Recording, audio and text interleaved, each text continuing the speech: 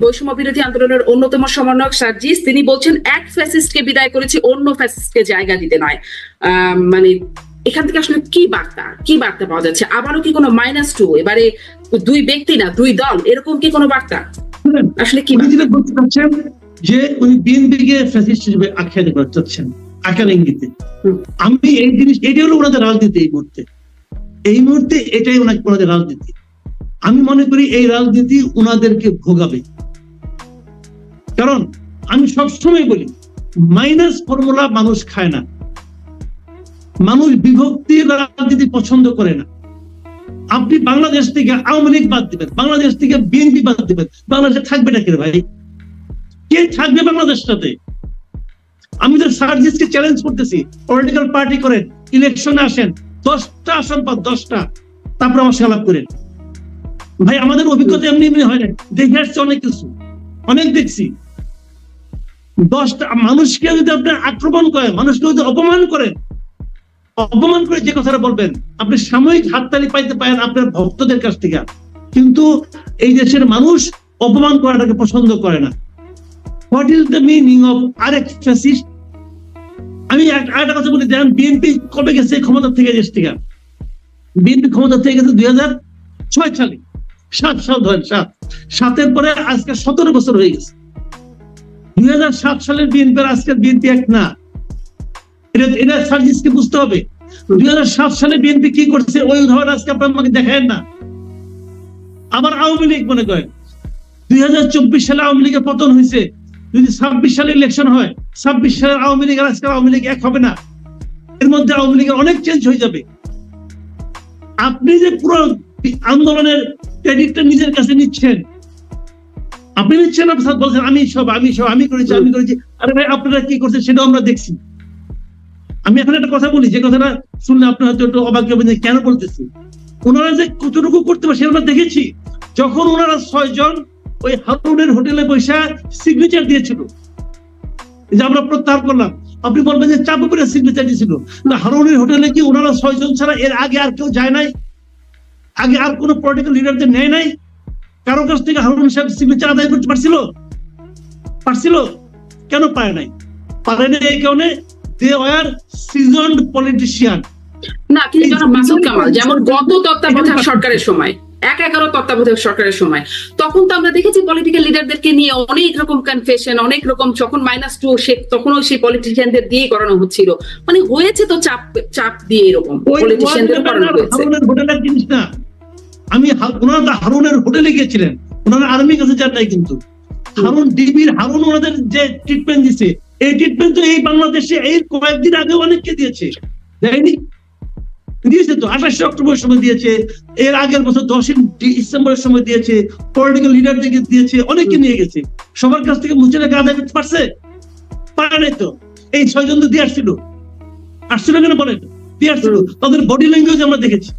কাজে বড় বড় কথা বলেন না, আমরা এগুলো সব বুঝি রে ভাই, আমরা এগুলো সব বুঝি। এখন আপনি বলবেন যে এটা হয়তো চলতি হওয়ার বিপরীত আমি বললাম কথা। হ্যাঁ আমি বললাম এই কারণে, আপনি যখন কথা বলবেন আপনাকে বুঝতে হবে এই কথা একসময় আমার বিরুদ্ধে উচ্চারিত হতে পারে, তখন আমি কি জবাব দেব? অন্তর্বর্তী সরকার আসার পর থেকে প্রতিদিনই মোটামুটি নানান রকম যৌক্তিক অযৌক্তিক নানান রকম দাবি দেওয়া তুলে ধরছেন বিভিন্ন শ্রেণী পেশার মানুষ। আমরা দেখেছি একদম এইচএসসি পরীক্ষা বাতিলের আবেদন থেকে শুরু করে আনসারদের আন্দোলন, দাবি দেওয়া, পেশা শ্রমিক, পোশাক শ্রমিকদের থেকে বিভিন্ন সেক্টরের শ্রমিকদের, এবং তারপরে সবশেষ দেখলাম একদম ডিসি নিয়োগের ক্ষেত্রে ডিসিদেরও মারামারি, হাতাহাতির ঘটনা ঘটলো।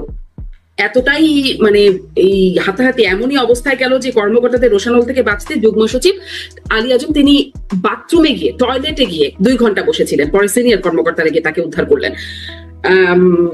এইরকম আন্দোলন, দাবি দেওয়া কতদিন ঠিক চলতে থাকবে, এটি একটি প্রশ্ন। এবং এই ডিসি নিয়োগের কথা যেটি বলছিলাম, সেখানে যেই পরবর্তীতে 8 জনের পদায়ন বাতিল করা হলো, এবং তাদের বিরুদ্ধে অভিযোগের মূল হচ্ছে তারা আওয়ামী লীগ সংশ্লিষ্টতা, মন্ত্রীদের পিএস ছিলেন, এরকম কিছু বলা হলো। মানে এর আগে যারা আওয়ামী বিরোধী ছিল বা বিএনপি জামাত বা অন্য দলের ছিল তাদেরকে বঞ্চিত করা হতো, এবার কি যারা আওয়ামী পন্থী তারা বঞ্চিত হবেন? দেখেন আমি এখানে একটা সহজ কথা বলি আপনাকে, অনেক বড় প্রশ্ন এবং অনেক বড় উত্তর, ডিটেইলে আমি এত ডিটেইলে যাবো না, আমি সংক্ষেপে আপনাকে বলি। জিনিসটা হলো কি, আমি সুবিধাপ্রাপ্ত, তুমি বঞ্চিত, অতএব তোমাকে এখন সুবিধা দিতে হবে। ভাই আপনি সরকারি চাকরি করতে আসছেন, কিন্তু সুবিধা পেতে আসেন নাই। যদি আগে আওয়ামী লীগের লোকজন সুবিধা পেয়ে থাকে, তার সাজা, তার রিমেডিটা কি, তার প্রতিষেধক কি, তার চিকিৎসা কি? নতুন একজনকে সুযোগ দেওয়া, সুযোগের কি আছে এখানে? ডেপুটি সেক্রেটারি হলে উনি ডিসি হতে পারেন। আপনি যদি ডেপুটি সেক্রেটারি হয়ে সচিবালয়ে কাজ করেন, তবুও আপনি ডেপুটি সেক্রেটারি বেতনই পাবেন। যদি আপনি ডিসি হয়ে যান, তবুও এটা পোস্টিং। সরকারি চাকরিতে পোস্টিং আছে, সরকারি চাকরিতে প্রাইজ পোস্টিং থাকবে কেন? এরা মনে করে প্রাইজ পোস্টিং। তারা মনে করে কি আমি ডিসি হয়ে যাওয়া মানে একটা জেলার আমি রাজা হয়ে গেলাম।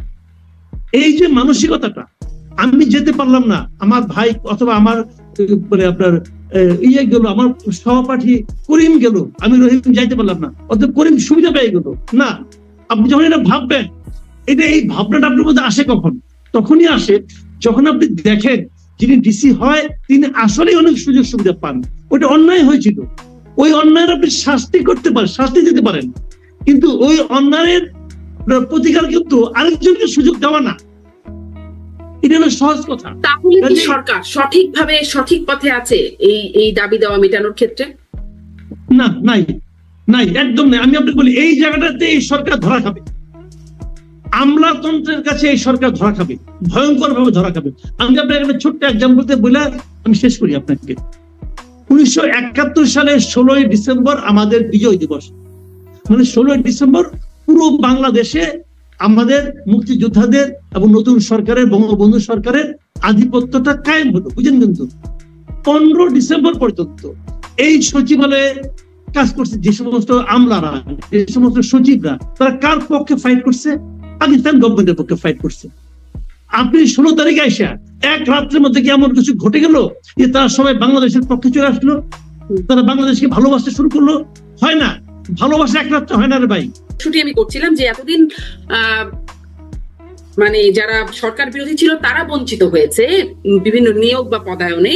এখন কি যারা গত সরকারের পন্থী বা আওয়ামী লীগে ছিল, আওয়ামী লীগ পন্থী ছিল, তারা বঞ্চিত হবে?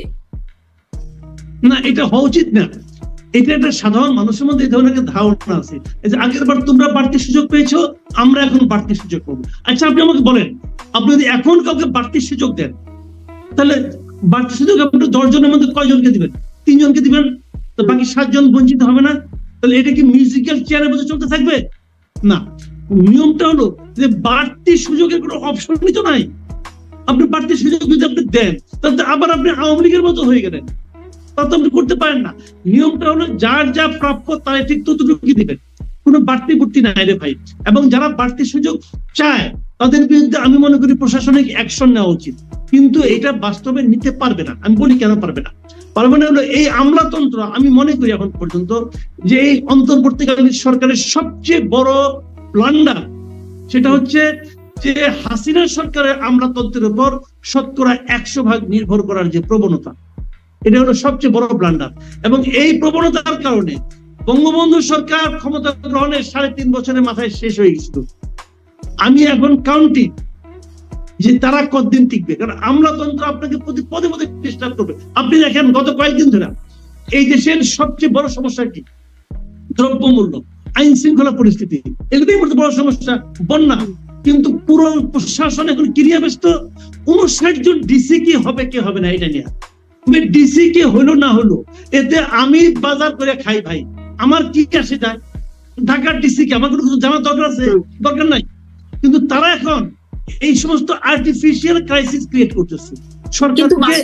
কিন্তু জনাব মাসুদ কামাল, মানে শেখ হাসিনার আমলাতন্ত্রের উপর নির্ভর না করে আসলে উপায় কি এই সরকারের? কেন উপায় থাকবে না? কেন উপায় থাকবে না? শেখ হাসিনাও তো বলে আমার সংবিধান বলে আমি ছাড়া আমার কোনো বিকল্প নাই। শুনেননি আপনি একদিন যে শেখ হাসিনার কোনো বিকল্প নাই? আওয়ামী লীগের লোকজন বলেনি আপনাকে? বলছে শেখ হাসিনার বিকল্প কে? শেখ হাসিনার কোনো বিকল্প নাই। বিকল্প দেশ চলতেছে না, দেশ ভালো চলছে। বিকল্প আপনি আগে খুঁজতে হবে। এটা হলো একটা মানে আপনার কনফিউজিং কোশ্চেন। যেই পড়ায় না তোমার বিকল্প তো কেউ নাই, আমার বিকল্প কে? কেউ নাই। তবে তুমি শরীর দেখো না, এক মুহূর্ত চেয়ার খালি থাকবে না। মানে তাহলে কিভাবে জনাব মাসুদ কামাল, আমরা তো অন্তত 1 জন 2 জন 10 জন 20 জন মানুষ না, একটা বড় একটা জনগোষ্ঠী যারা আমলাতন্ত্র সামলাচ্ছেন। যেমন আমরা বিশ্ববিদ্যালয়গুলো থেকে, স্কুল কলেজগুলো থেকে দেখেছি সব সরে গেছে, একদম মাথা পর্যায়ে যারা আছেন বিভিন্ন পদ থেকে সরে সরে যাচ্ছেন, তাতে যেমন একটা শূন্যতা, একটা অস্থিরতা তৈরি হচ্ছে। মানে আমলাতন্ত্র কি সবাই সরে যাবেন, আপনি কি সেরকমটাই সাজেস্ট করছেন? না, আমি তা বলছি না, আপনি তো উত্তর দিয়ে দিলেন। আপনি মানে আমি আসলে বুঝিনি এই জন্য আপনি বলছেন যে বিশ্ববিদ্যালয়ের মাথাগুলি সরে গেছে, আমলাতন্ত্রের মাথা কেটে ফেলেন। সিম্পল উত্তর, আপনি মাথা কাটলেন। যখন আপনি বিশ্ববিদ্যালয়ের উপাচার্যকে সরিয়ে দিয়েছেন, রেজিস্ট্রারকে সরিয়ে দিলেন, প্রো উপাচার্যকে সরিয়ে দিলেন, তখন কি হলো? বাকি সবার জন্য একটা কিন্তু লেসন হয়ে গেল, সবাই জানলো যে কি করিলে কি হয়। শুনেন, বাংলাদেশে সচিবালয়ে জয়েন্ট সেক্রেটারি, এমনকি কিছু কিছু ক্ষেত্রে এডিশনাল সেক্রেটারি পর্যন্ত প্রমোশনটা বেসিক্যালি হয় মেধার ভিত্তিতে।